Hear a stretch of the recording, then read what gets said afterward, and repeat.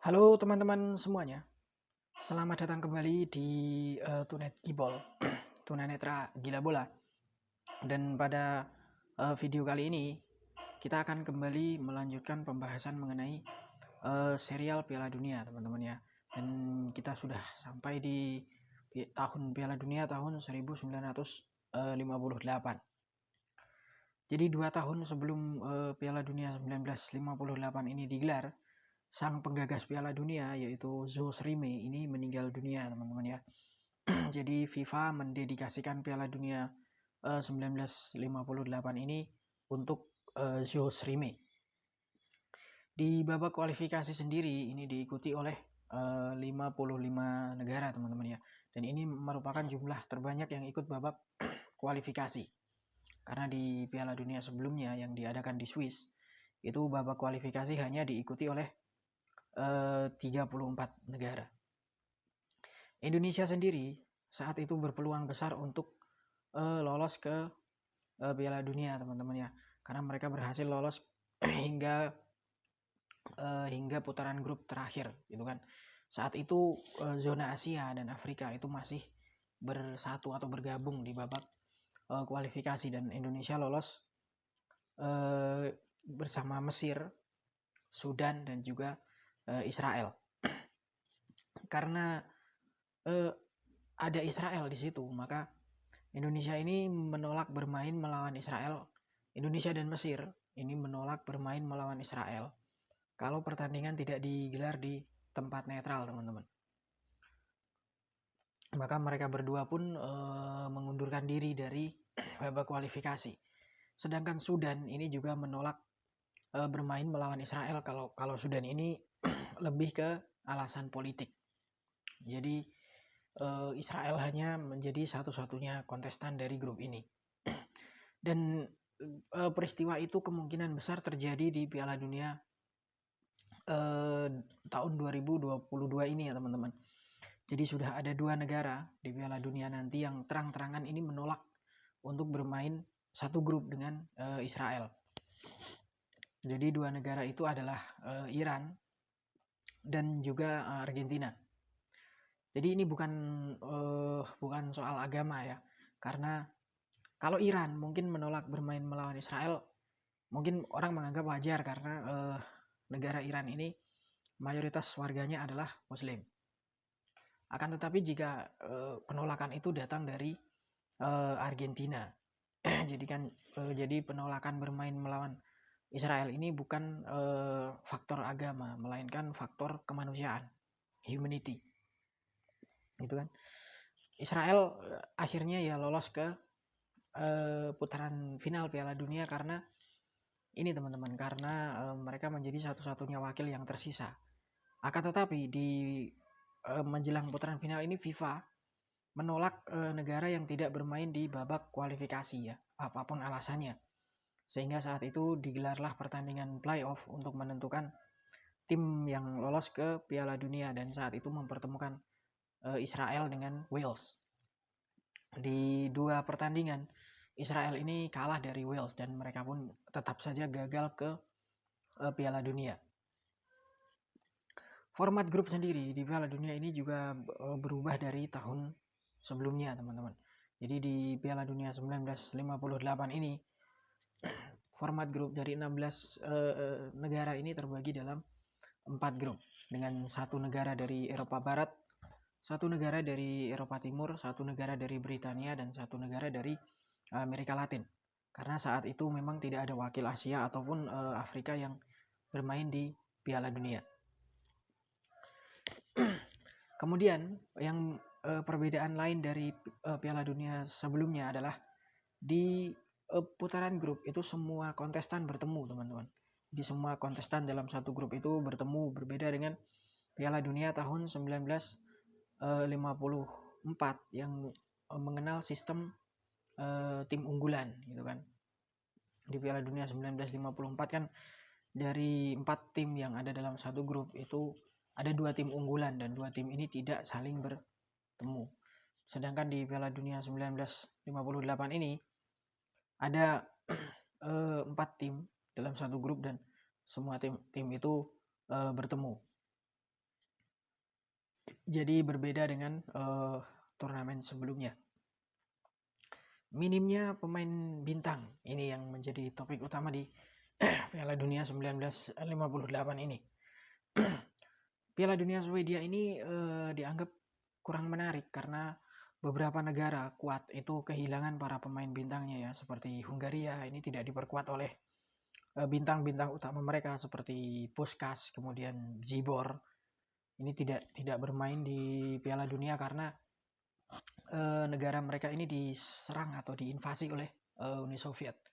Kemudian Inggris juga demikian, mereka kehilangan sebagian besar pemainnya akibat tragedi Munich. Sementara Uruguay dan Italia juga tidak lolos babak kualifikasi gitu kan. Jadi untuk para pendukung Italia saat ini yang kecewa karena Italia tidak lolos babak Piala Dunia 2022, itu seharusnya memang tidak terlalu kecewa karena kejadian itu tidak hanya terjadi tahun ini ya, tapi sudah lumayan sering terjadi gitu kan, Italia gagal lolos ke Piala Dunia. Kemudian tren pinjaman ini juga menarik teman-teman ya. Jadi Piala Dunia di Swedia ini pinjam meminjam itu menjadi trending teman-teman, karena di grup 1 Argentina ini meminjam jersey dari klub lokal di Swedia yaitu Malmo, karena jersey mereka sama dengan jersey yang digunakan oleh tim Jerman Barat. Argentina sendiri gagal lolos dari putaran grup karena kalah bersaing dengan Irlandia Utara. Kemudian di grup lainnya, runner up di Piala Dunia sebelumnya dan dianggap sebagai tim the dream team pada saat Piala Dunia 54 yaitu Hungaria, ini juga gagal lolos ke babak perempat final karena mereka kalah bersaing dengan Wales yang tidak diunggulkan. Tapi bintang utama di Piala Dunia di babak grup adalah Just Fontaine teman-teman ya. Jadi Just Fontaine ini adalah striker dari tim nasional Prancis. Fontaine sendiri bukanlah striker utama dari Prancis teman-teman ya, karena dia menggantikan posisi dari penyerang utama tim nasional Prancis yaitu René Belliard yang mengalami cedera ankle menjelang Piala Dunia. Dan saat menjelang keberangkatan ini, Just Fontaine itu tidak memiliki sepatu karena sepatunya itu rusak, dan pada saat itu Just Fontaine tidak memiliki sponsor. Itu kan beruntunglah bahwa ada pemain Prancis lain yaitu Stéphane Bruy ini meminjamkan sepatunya, dan ternyata sepatu milik Stéphane Bruy ini cocok dengan Just Fontaine. Dan dengan sepatu pinjaman itulah Just Fontaine mengukir namanya dalam sejarah Piala Dunia sebagai pemain yang mampu mencetak gol terbanyak dalam satu turnamen, yaitu 13 gol. Dan hingga hari ini rekor gol Fontaine itu belum ada pemain yang mampu memecahkan. Itu kan sudah banyak striker hebat yang tampil di Piala Dunia tapi belum mampu melewati gol dari Just Fontaine. Gitu kan. Dia mencetak 6 gol di babak grup di babak penyisihan, kemudian dia menambahnya 7 gol lagi di babak di fase gugur. Dan di Piala Dunia 1958 ini juga menjadi kemunculan pertama dari seorang dewa sepak bola teman-teman ya. Sang raja, yaitu dewanya para pemain bola, yaitu Edson Arantes do Nascimento atau Pele. Pele sendiri mulai menjalani debutnya di Piala Dunia ketika Brazil bermain imbang tanpa gol melawan Inggris di babak penyisihan grup. Pada saat itu Pele belum menunjukkan aura kedewaannya karena dia tidak mencetak gol dan Inggris juga Brazil gagal menang. Di babak perempat final, Pele mulai menunjukkan sinar kedewaannya ya, ketika dia mencetak 1 gol ke gawang Wales dan membawa Brazil lolos ke babak semifinal. Di babak semifinal, tim Seleção bertemu dengan Le Bleu Prancis ya, dengan Just Fontaine-nya. Dan dalam pertandingan itu Pele mencetak hat-trick dan membawa Brazil menang 5-2, dan mereka pun akhirnya kembali ke partai final.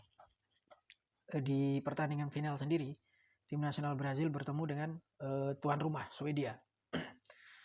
Brazil kala itu unggul 2-1, unggul 2-1 lewat gol dari Vava, teman-teman ya. Dan gol ketiga Brazil ini dicetak oleh Pele dan menjadi gol terbaik ya, salah satu dari 3 gol terbaik di Piala Dunia. Jadi gol ketiga Brazil, gol Pele ke gawang Swedia itu disejajarkan dengan gol dari Michael Owen pada tahun 98 ketika ke gawang Argentina, dan gol dari Diego Maradona pada tahun 86 ke gawang Inggris. Dan itulah 3 gol terbaik dalam sejarah Piala Dunia. Brazil pun unggul 3-1, kemudian mereka menambah 2 gol lagi melalui gol dari Zagallo dan juga Pele. Jadi di debut pertamanya di usianya yang belum genap 18 tahun, Pele ini sudah mencetak 5 gol di Piala Dunia dalam 2 pertandingan ya. Dalam mencetak 6 gol dalam 3 pertandingan fase gugur Piala Dunia, yaitu 1 gol ke gawang Wales, kemudian 3 ke gawang Prancis dan 2 ke gawang Swedia. Selesai pertandingan, Pele pun merayakan keberhasilannya membawa Brazil menjadi juara dunia. Dia menangis saat itu karena rasa sakit hatinya terbayar ya ketika Brazil gagal di Piala Dunia 1950, dan dia melihat ayahnya itu sangat terpukul dan menangis setelah Brazil kalah dari Uruguay. Dan 8 tahun kemudian Pele akhirnya berhasil mengobati kekecewaan para pendukung Brazil dengan membawa negaranya menjadi juara Piala Dunia 1958. Demikian pembahasan untuk serial Piala Dunia kali ini. Semoga bisa menambah info bagi teman-teman semuanya. Terima kasih sudah menonton dan sampai jumpa.